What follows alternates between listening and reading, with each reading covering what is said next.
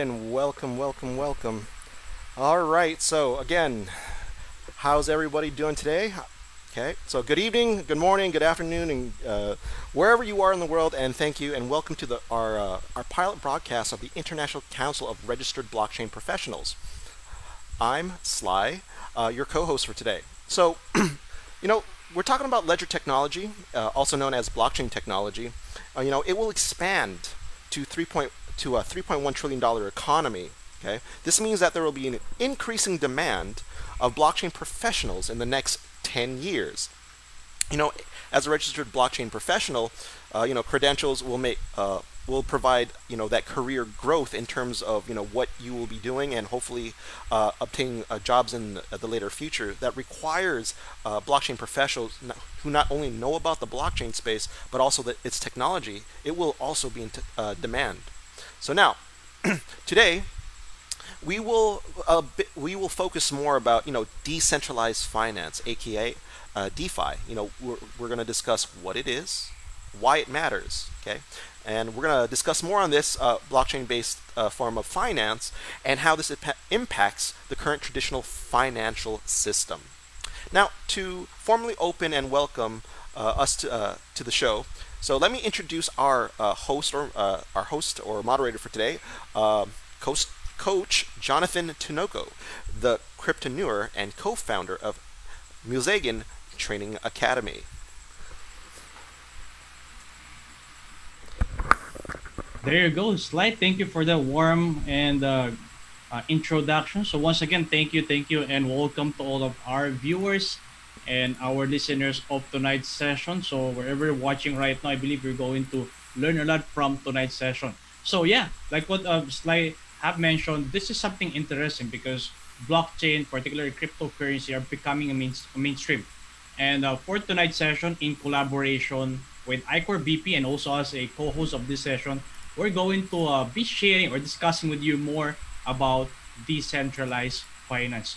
So if you're watching this right now, I believe you're going to learn a lot, of course, from one of our guests later on, which I'll be introducing right after this introduction. But for those of us watching right now, okay, please share this video out there and spread this, with your friends. Tag your friends in the comment section because I believe it's something that that they could also learn from this session. All right. So, by the way, iCore BP stands for International Council of Registered Blockchain Professionals. It's one of the leading awards or leading the world in continuing and distance education in blockchain. And we all know that blockchain is one of the hottest topic and one of the mainstream recently. And a lot of people are talking about it, but unfortunately, I believe it's good to discuss right now the basics of it. So, I think it's time for me to introduce our guest for tonight because he will be sharing more of it right now. So without further ado, let me introduce a good friend, a partner, and one of the co-founders also of Musegan Training Academy. Let me welcome Fermin Barnechea III. Good evening, Coach Jonathan, Sly, Rain, and to all of our viewers watching from different parts of the globe. Thank you for that introduction. So as Sly had mentioned earlier, we're talking here about blockchain and how it impacts the financial industry. So let's get straight into it. Let me share my screen.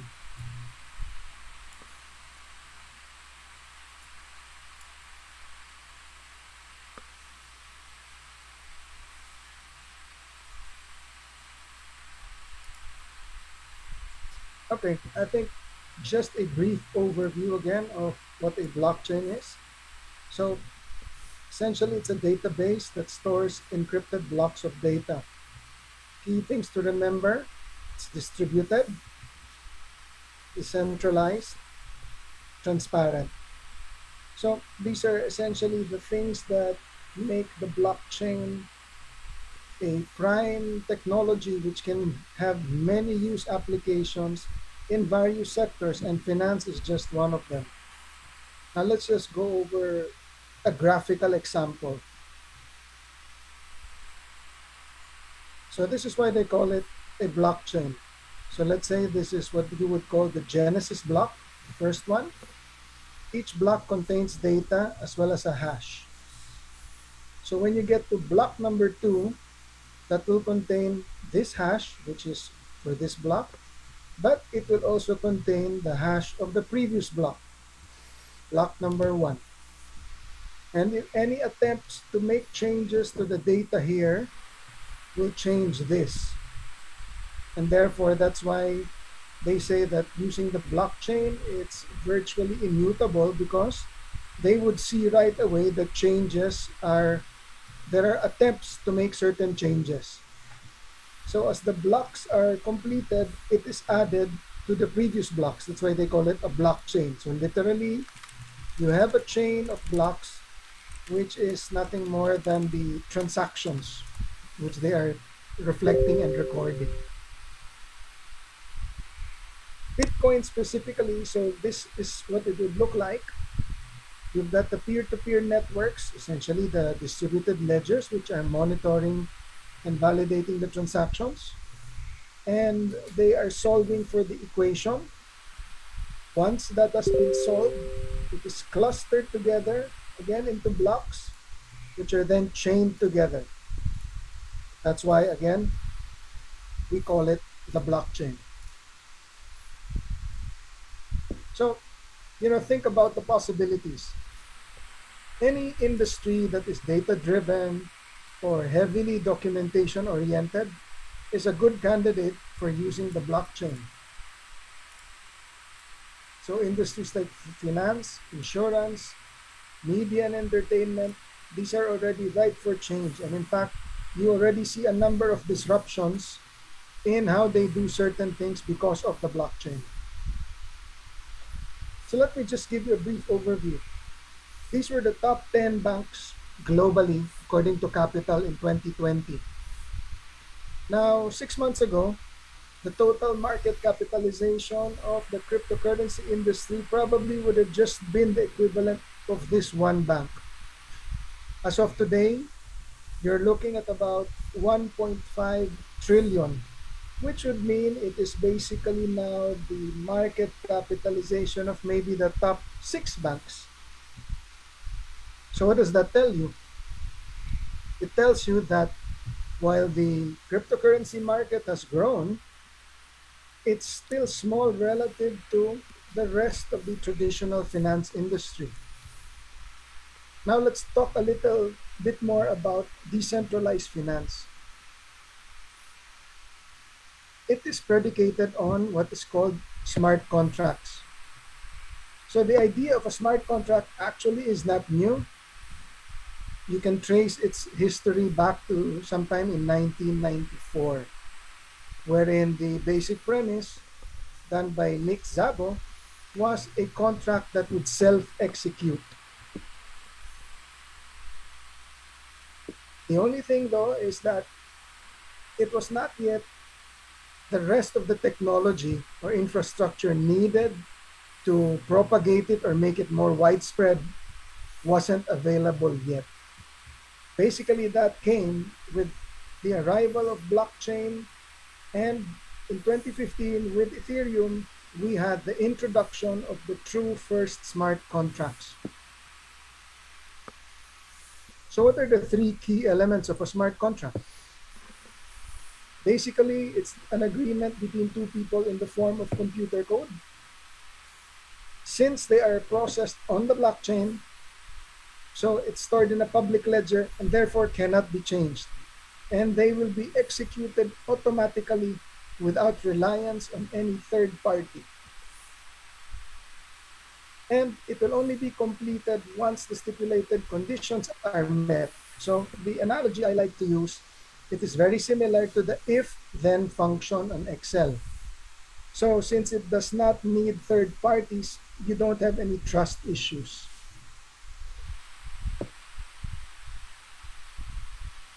So what are the benefits of using a smart contract? No middlemen, so therefore, it's generally cheaper. It also makes it quicker to execute. Now, sometimes that can be good, sometimes it can be bad. Why? Once it starts executing, you cannot stop it. Unlike in the real world where You could, if let's say it was your valued client, you decided to be a bit more lenient or give him some leeway. With a smart contract, you can't do that. Now, since it uses distributed ledger technology, typically more secure than traditional systems. And basically, since it is stored on the blockchain, which is transparent and seen by all, you automatically have a backup. And since they're automated, less prone to errors.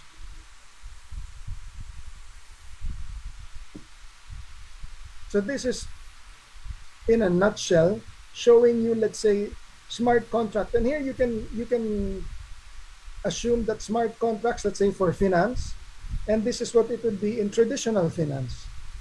So you can see essentially the main differences. One is speed, as we talked about, right? Here, you still need third parties to do it. Here, it's executed automatically. Expensive, a fraction of the cost. So these are just some of the differences or the benefits. Now let's look at decentralized finance in particular.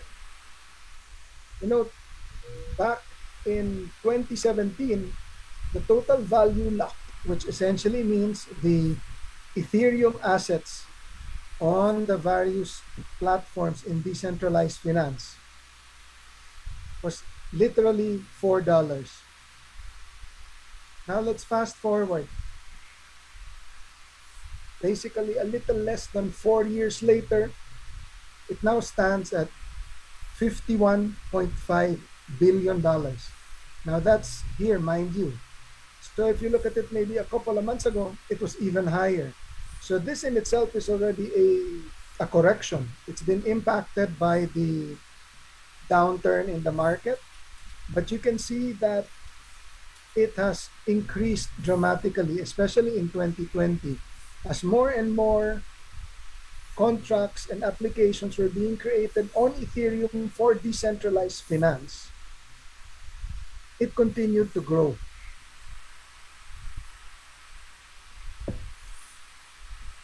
So use cases specifically in finance, savings, or what they call staking, wherein they are able to give you interest, which is certainly far superior to what a traditional bank can give you. And again, there are many reasons why they're able to do this. One, there are no middlemen, so their overheads and operating costs are cheaper. Lending and borrowing, same thing. They're able to give you, let's say, if I decided to stake or deposit my Bitcoin, for example, there are platforms that will offer you anywhere from 2% to maybe as much as 5% per annum. And then they can turn around and lend that to people who want to borrow it at maybe 7, 8, 9%. And this is all being done with the use of smart contracts. No middlemen. Margin trading. Decentralized exchanges. Most popular one of which is Uniswap, right? Essentially, you list on Uniswap fairly quickly, and all you need to do is connect your MetaMask wallets to Uniswap, and you're ready to go. No middlemen, no intermediaries. Prediction markets, asset management, insurance. Those are just some of the examples of use cases in decentralized finance, which are already currently in the marketplace. And I assure you, it's not going to end with that. As each day goes by, there are new use cases that they are looking at. Basically, anything that you have right now in the physical world has a counterpart in the digital world. If it doesn't exist yet, it soon will. Now, you may ask though, if these are all the benefits of using, let's say, a smart contract, What are some of the downside of a smart contract? Well, one, as I mentioned earlier, once it's executed, virtually irreversible. So you have to make sure that everything you write into that contract is correct. And this one is what's a bit more difficult in a commercial sense. If you are the valued customer and let's say payment was a little late, you can forego penalties. If you did that via a smart contract, you don't have that option. Or the other example I give is if a party wants to consider partial performance as substantial compliance, again with a smart contract, that won't happen.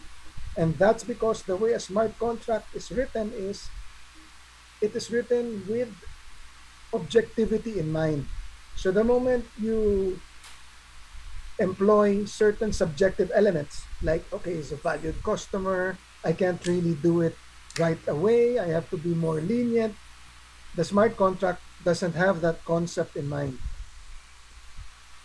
Now, being a computer program, a smart contract can be hacked, although it's not easy to do that, or the code itself may have had some errors, whether accidental or intentional.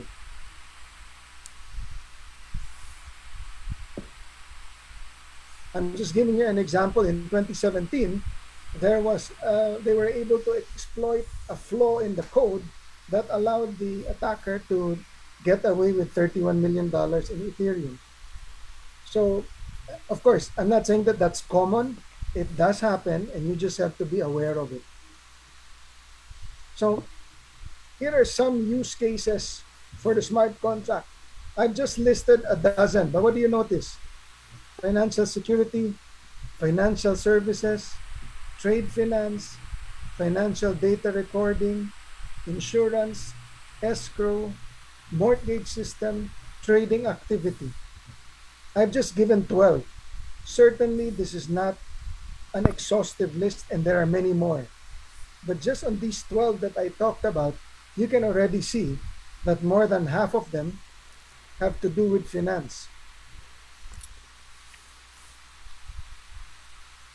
Now, what are the challenges? Well, I'll just name a few. One is adoption. Businesses have different opinions about using blockchain. So that's one of the things. And in fact, that's why we've got organizations like ICOR BP, Mosaic Training Academy, and various fora where the idea is to increase awareness so that people can make the move towards adoption. It's very difficult to adopt something if you're not aware of it. So the first is really awareness. And hand in hand, that comes with learning. If you don't learn about it, chances are you are never going to adopt something that you don't know enough about. The other thing also is legal and regulatory. It's not the same. I think you can see that already when we're talking whether it's blockchain or cryptocurrency. Each country has their own opinion or own perspective on what are the legal implications. So again, that continues to evolve. The complexity of the business ecosystem is another thing that has to be considered, and certainly standardization, because the fact that it is still growing means that there are certain elements which are more advanced than others.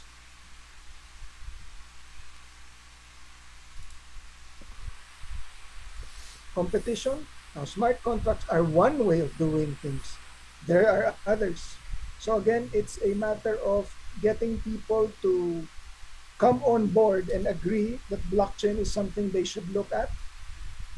Certainly, data privacy, operational issues, and execution speed. And I suppose one of the most important ones, but people don't really talk much about it, is really people's expectation. Because there's so much hype about blockchain and what it can deliver. But I think Sly has mentioned this on other talks that we've had together, that blockchain can help solve a number of problems. but it is not a magic bullet that will solve all problems. So, again, part of that comes with knowing what's the issue that you're trying to address. So, with that, let me stop my screen share first.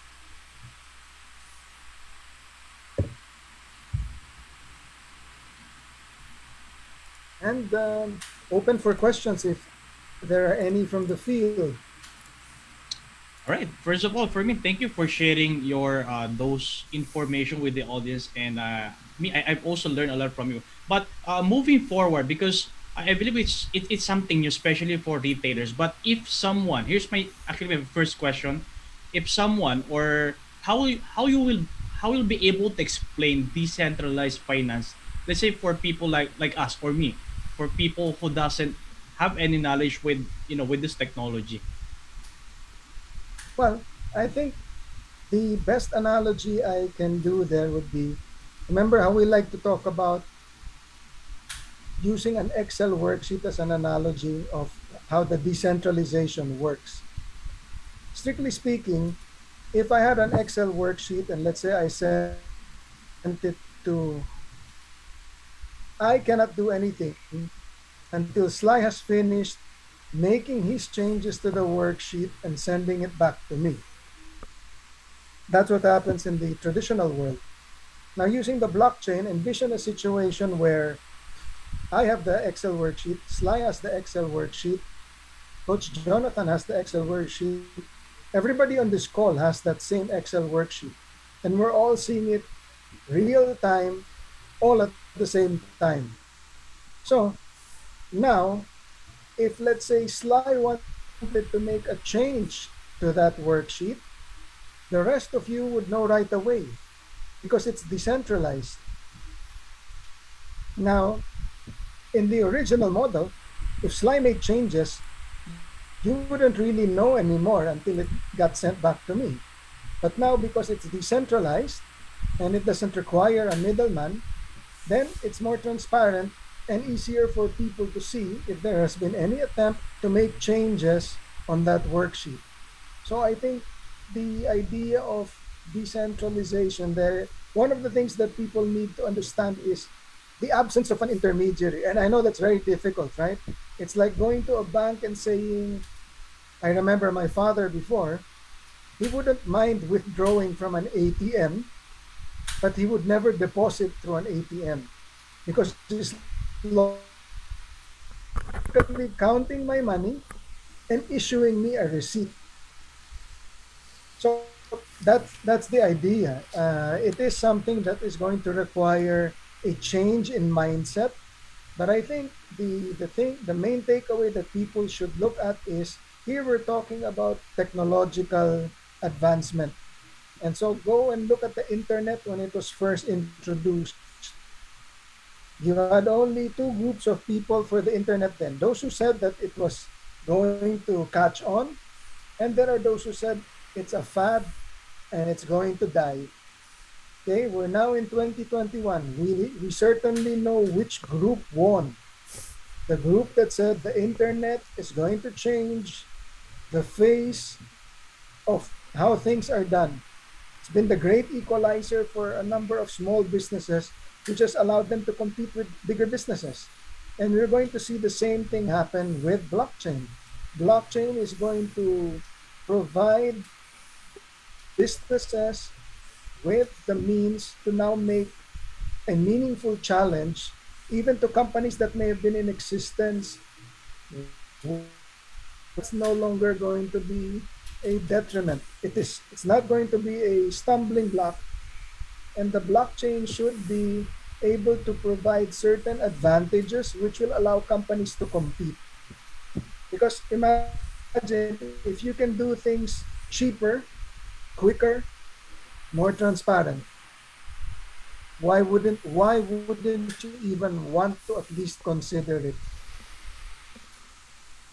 But for me, I believe you're also aware that banks are not in favor. Not all, of course, definitely, but most banks right now are not in favor with crypto, and most particularly decentralized finance.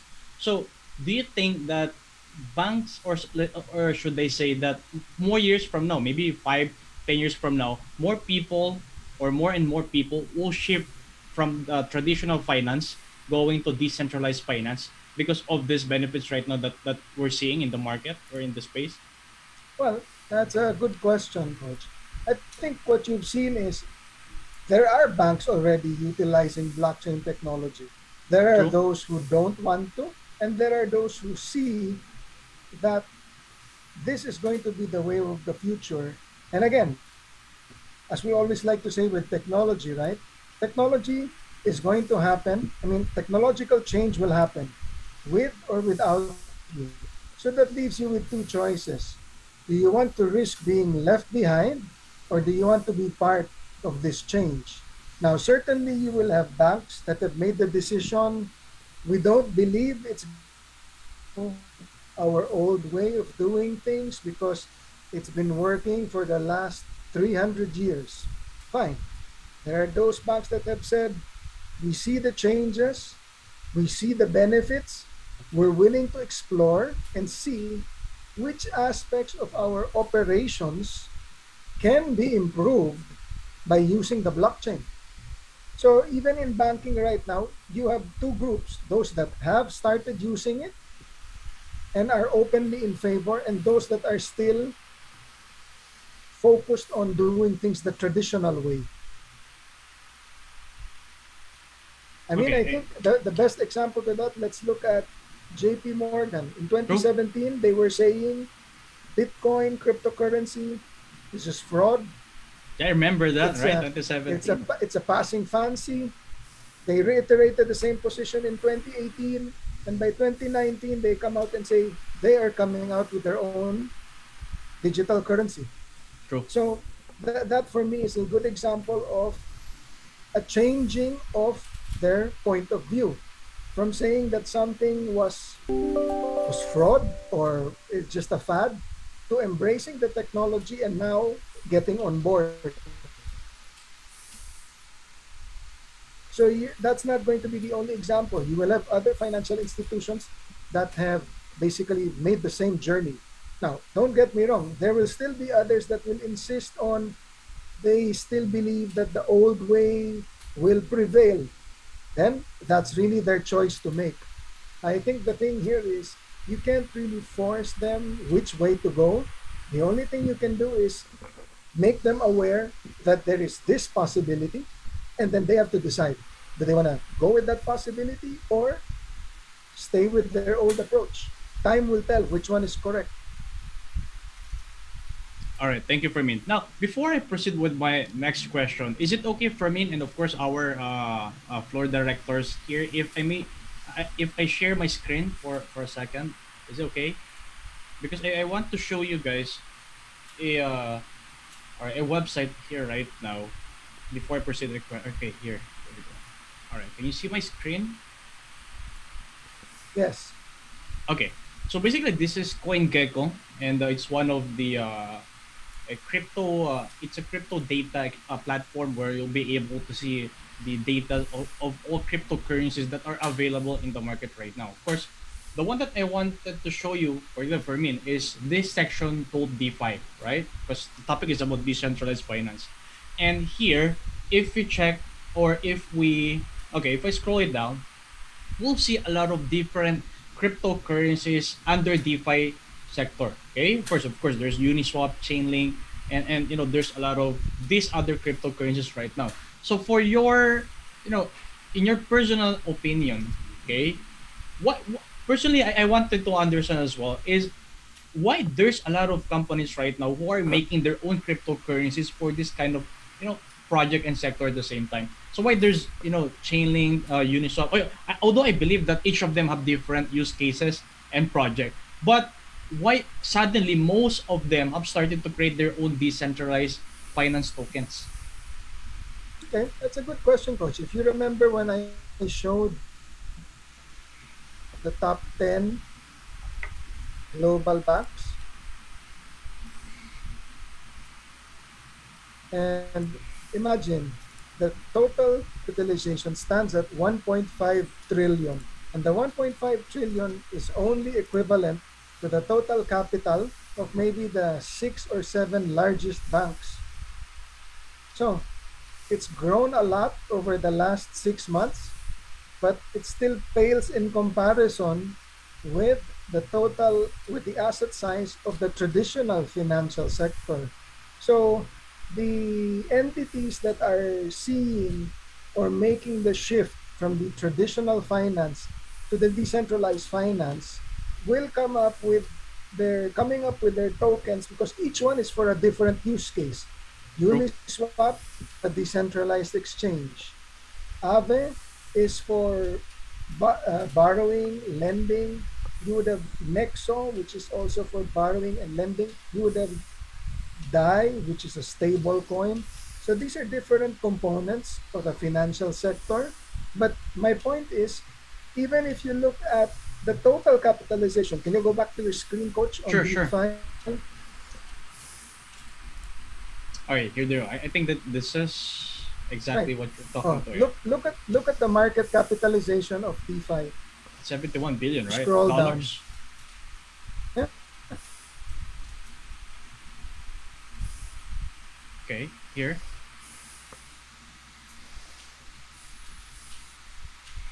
And you're only at 92 billion. So that's literally a drop in the bucket. DeFi crypto market is at 71. Very small, And it's at right? At 4.7% at the 71, moment, at right? The 71, dominance. at, yeah, at 71 billion, that's very small. True. So for me, So it, sorry. it seems it seems big. It seems big because it's coming from a lower base. But if you compare decentralized finance with traditional finance, it's very far. Very far. There's still a lot of room to grow. Right. I don't know if I'm lagging or Fermin, but okay. So can you hear me by the way, Fermin? Yes, I can All hear you right, loud there you and go. clear. Sure. So right now we've seen that there's a lot of tokens under decentralized finance, but let's go back with the topic wherein if I'm a retailer, okay, and I wanted to, or let's say I'm a retailer, so how be able, me personally, how am I going to benefit from decentralized finance? That's the first one, and second is, who are the type of people or maybe companies that will benefit from this type of or of this or from this sector? Well, if we're looking at it from a finance perspective, one is if you were an investor, right? You look at the yields or the interest which decentralized finance is prepared to offer to investors. And you will see right away that it is much, much higher than what traditional banks will give you. So that's the first, right? Whether you're a traditional company, a retailer, a businessman, everybody is always looking for how can I make my money work better for me? So if you're not planning to use your money, what do? You deposit it in the bank or you try to invest it and seek. But right now, if you're looking just at, let's say, savings account, traditional banking, savings account, decentralized finance, no competition. Decentralized finance will offer so much more. The other thing that happens is, let's say, if we use finance as the initial example, the blockchain will allow them. I mean, think about, let's say, if a company was going to borrow money, and let's say they wanted to do this by way of a loan syndication, which means Mhm. they will borrow from a group of banks. So typically, that will mean a lot of documents back and forth between the lawyers, the different departments of a bank. So in the traditional way, literally this could mean, and good if we're talking all about entities in one country. When you're talking about international syndication, so these are across countries. So you would have documents being sent. Of course, now with the advent of email, it becomes quicker. But sometimes you need these documents to be signed. So then you'd have to physically send the documents. True. But now on the blockchain, as long as you're able to validate or ensure that these are legitimate and genuine and the same as the copies that you have, let's say, in the Philippines, then the guy in Hong Kong can sign off on it by email and say, yep, it's good to go.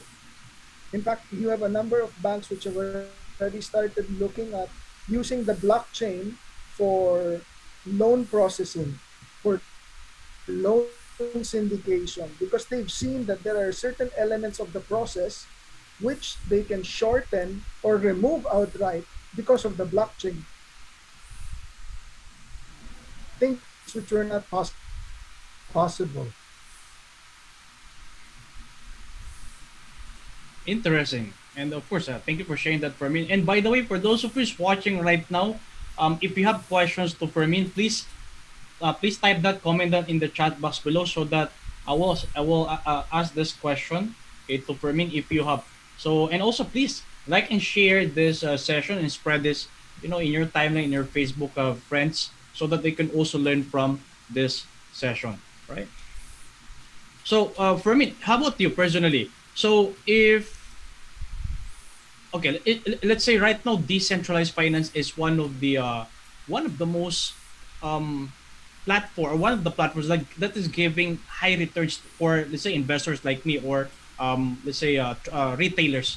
So will you suggest, or do you suggest that if I have money in banks right now, should I invest or put all my money, if I'm just saving it in bank, should I transfer it directly, all of my funds, in the decentralized finance for me to get higher Certainly, this is yields? not right. Well, certainly this is not financial advice, but I suppose the first thing that any depositor or any investor would need to determine is what is his investing profile.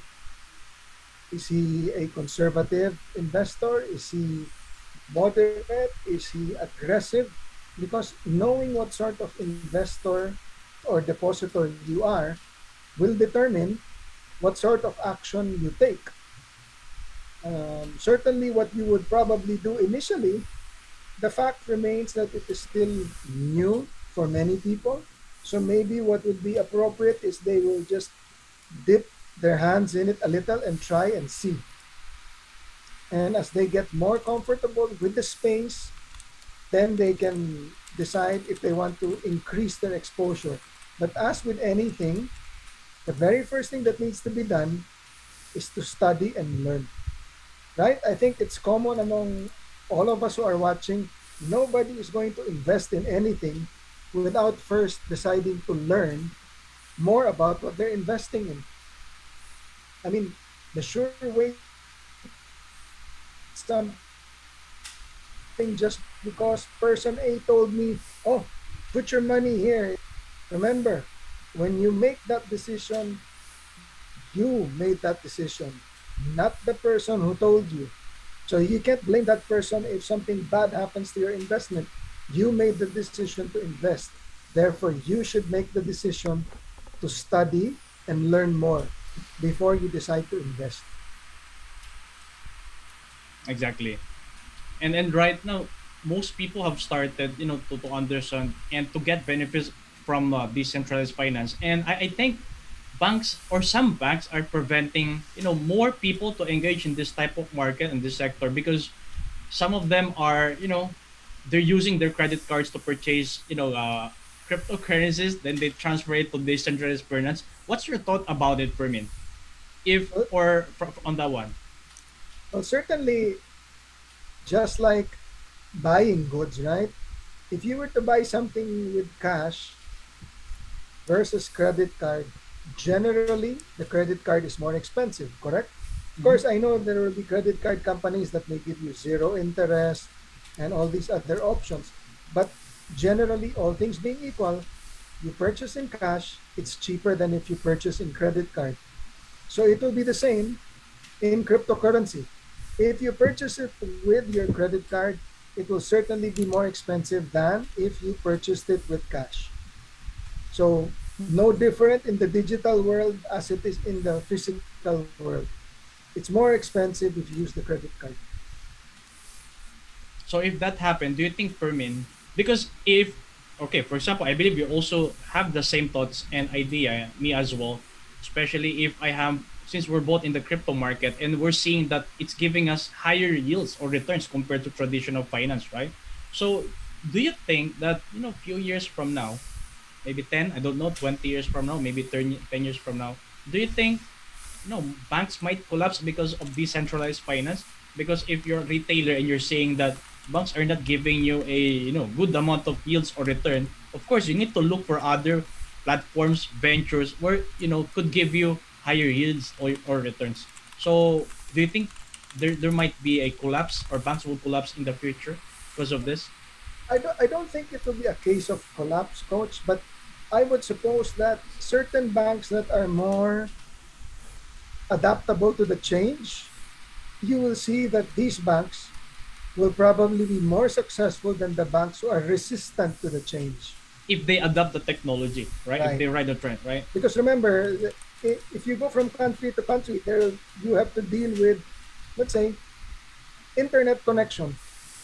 So if you go to places where there is very poor internet, that will be a challenge. And so you may still have room for traditional type of banking, right? And the thing is, when you're talking about internet, and I'm sure everybody on the call can appreciate this, it's not the same everywhere.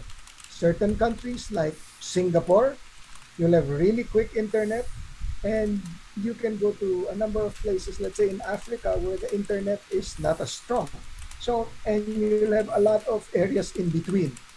So that's just one of the things that will impact, let's say, adoption. So I don't think they will collapse, but I think what you will see is those that have decided to embrace the technology will be able, let's assume it was a small bank that decided to embrace the technology.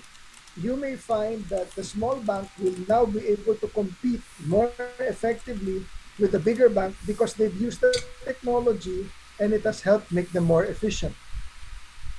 So it may not necessarily cause a collapse, but I do believe that it will, and it's my personal opinion, it will cause a change in how banking is done. Sure. Okay.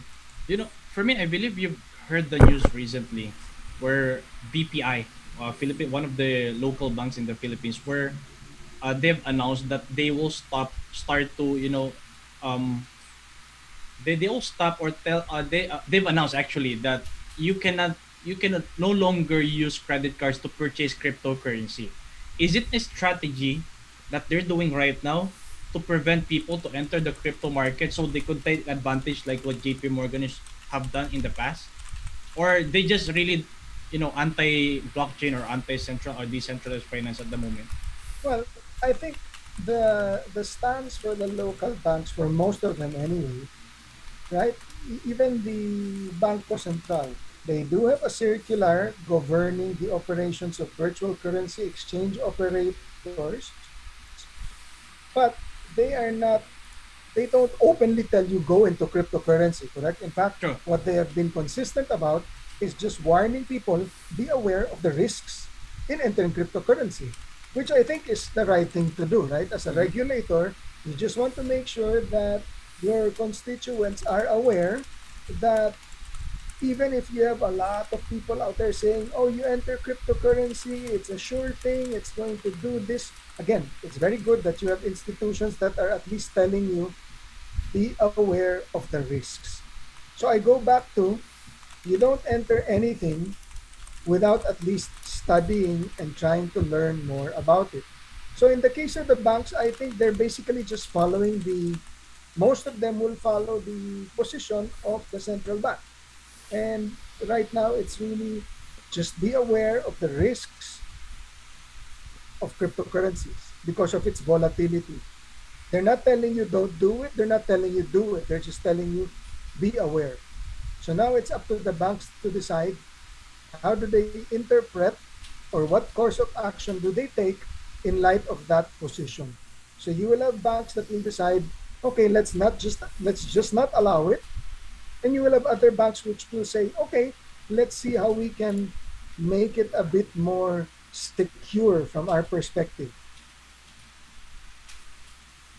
Exactly. And one of the banks that are that adopting cryptocurrency right now in the Philippines, right? It's Union Bank, where Right. in fact they have a Bitcoin ATM machine in one of their facilities in Makati, which it's a good sign that there's a starter, right? There's a bank who are already advocating cryptocurrency blockchain right now. So going back for me, out of curiosity, since a while ago I've shown you different cryptocurrencies under a decentralized finance sector. So let's say if I'm an investor and I'd like to invest or buy a particular cryptocurrency, which of course on the decentralized finance sector. So what are the countermeasure, or should I say, what are the um, or what should I do for me to evaluate and before investing into cryptocurrency? What are the things that I should look for before I buy a certain crypto under decentralized finance? Sure. I guess if we're talking decentralized finance, all you want to look at first, who are the backers of that particular project, right? Look at the management team. What is their experience? Look at the investors, because most of the time you will find on the websites of the different tokens or cryptocurrencies, they would tell you who are the big, let's say, venture capitalists or institutional investors that have joined us in this project. So that's one of the first things you would look at.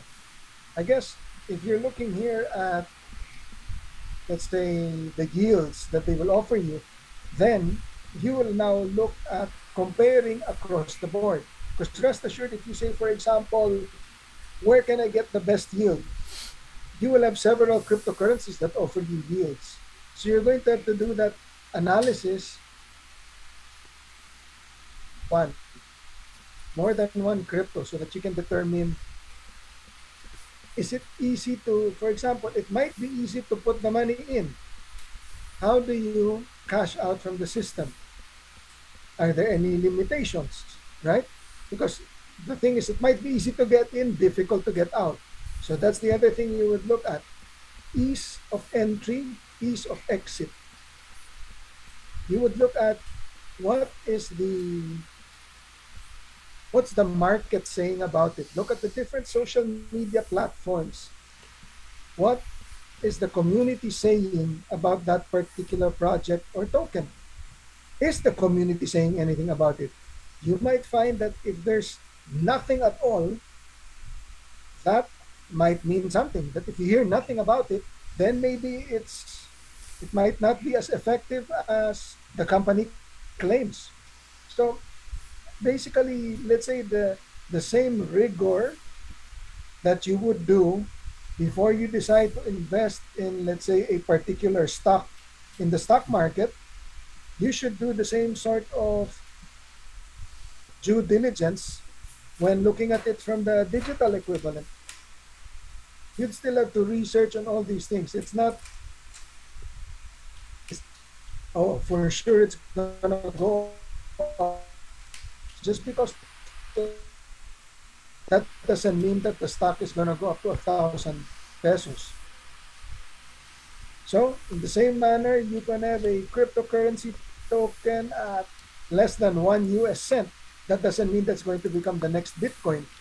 You still have to do research. There is no substitute for good research and learning more. Rest assured, it can only benefit you in the end. You will never lose by doing research and studying more. Awesome. Thank you for sharing that for me. And I believe it's a wonderful discussion where me personally I've learned a lot from you. And by the way, for those of you who are watching right now, let me just welcome the participants, the viewers of tonight's session. By the way, can you please type in the comment section where you are watching right now so that I can also acknowledge you in the chat box. So yeah, good evening. We have Joseph Tinoco, James is also watching. We have John Christopher Garcia. Good evening. Welcome, John. Joseph Antiquera. Joseph, welcome. All right. We also have Leia Yeager. Okay, welcome, Leia. Samuel Bright. Welcome, Samuel. Barizer Padmore. Welcome. John Christopher is also. Julia is watching. Carmel De Los Santos is also watching. Welcome. Good evening. Marita Esperada. Good evening as well. Mahasin Quadri watching. He's watching from Lagos, Nigeria. So hello to all Nigerians out there watching this session. Robert Bautista from San Pedro Laguna. There you go. Julia Chi, by the way, from Poland. So hello to all friends out there, people who are watching from Poland, and Padmore Barizer from Ghana. So I hope you guys are learning a lot from Fermin. And by the way, if you have questions, feel free to type that in the comment section in the chat box so that I can answer that to Fermin. For me, some few questions. And one of them is, what do you think could be the challenges, for the greater adoption of decentralized finance? Well, certainly one will first be the regulatory framework, right? I think you need to make sure also that there is a clear regulatory framework as to how they will treat cryptocurrencies. The reason why you've seen a number of these tokens develop in other countries is because they already have a framework for cryptocurrency. Until you have a clearly defined framework, it becomes a bit difficult for you to implement something. You can invest in the tokens, that's not a problem. But in terms of getting companies to, let's say, decide to go forward, the blockchain, not a problem. The cryptocurrency is a slightly different topic altogether. But in terms of blockchain, that should not be a problem. They know the benefits of using the blockchain. They can start seeing how that can impact in a positive way certain processes that they have within the company. The cryptocurrency is different because that now focuses on regulatory issues, a legal framework, which is not yet clearly defined in terms of, for example, unlike Japan, or let's say recently El Salvador, which is True. pushing to make Bitcoin legal tender. You don't have that status yet in the Philippines. So you need to have a regulatory framework for cryptocurrency if you want, let's say, greater adoption of cryptocurrencies. Blockchain is different. I mean, they go hand in hand, but they're not identical. You can have blockchain impacting certain processes, but that doesn't mean that you need to have a cryptocurrency. Correct.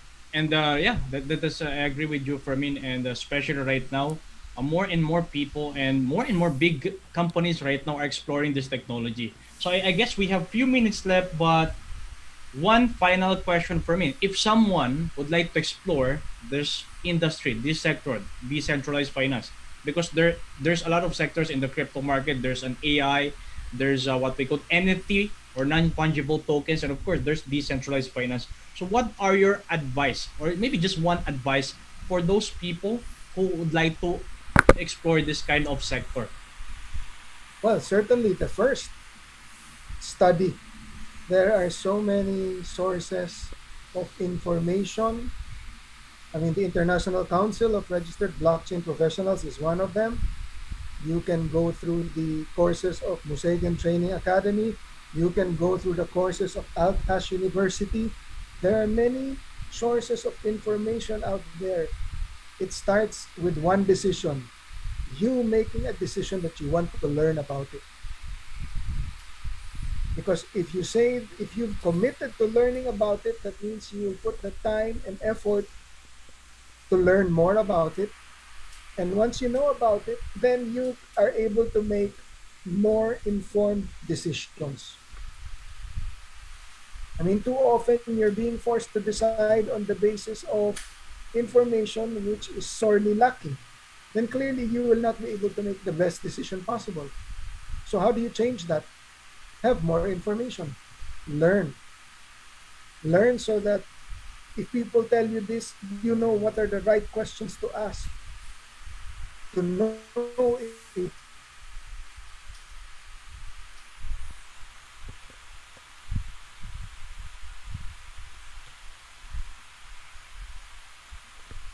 Sorry, Fermin. There you go. Can you hear me? Yes. All right, there you go. So thank you for sharing that, and of course for sharing your knowledge and wisdom for tonight's session. And I personally believe that our viewers, me personally, I've also learned from your topics and discussion. So it's it's there's a lot of things, and blockchain, decentralized finance is a big sector. However, there's a lot of things that we need to learn in the future. There will be a lot of developments eventually, and I believe learning must be a continuous process. So with that, Fermin, thank you very much for for sharing again your knowledge in this session. Okay, and I hope in our next sessions, future events, we could also learn from you. And I hope this is not the last time that we're gonna be having you in this session. So once again, thank you very Certainly. much. Certainly, thank you for having me. Thank you to the International Council of Registered Blockchain Professionals for hosting this event, Music Training Academy for this collaboration, and obviously to the viewers for spending time with us to listen to what we have to say. At the end of the day, learning is going to be critical in terms of increasing awareness and adoption. It's only once you know more that you can decide that you want to do more. It's difficult to want to do more if you don't know. So it starts with learning. Thank you again.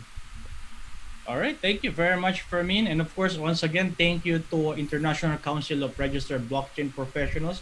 This is also in collaboration with them. And as a co-host of this session, I'd like also to say thank you to the organizers of this event, of this Facebook Live session. And I believe that our viewers have learned from this session. So, if you want to learn more, you can check the description box here. I believe it's here, somewhere here.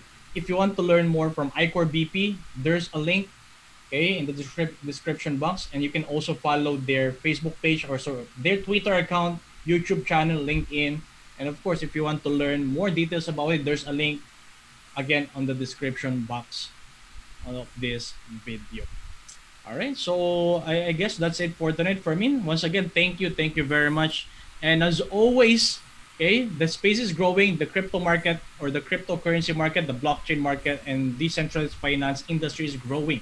So as always, continue to to learn more because there's a lot of new things that will happen eventually. There's gonna be a lot of developments and improvements in the future. So it's either you enter the market or be left behind. So Jonathan Tinoco here. Thank you very much for joining us, for tuning in. And as always, we'll see you in our next sessions. Have a great day and have a good night all. Stay safe.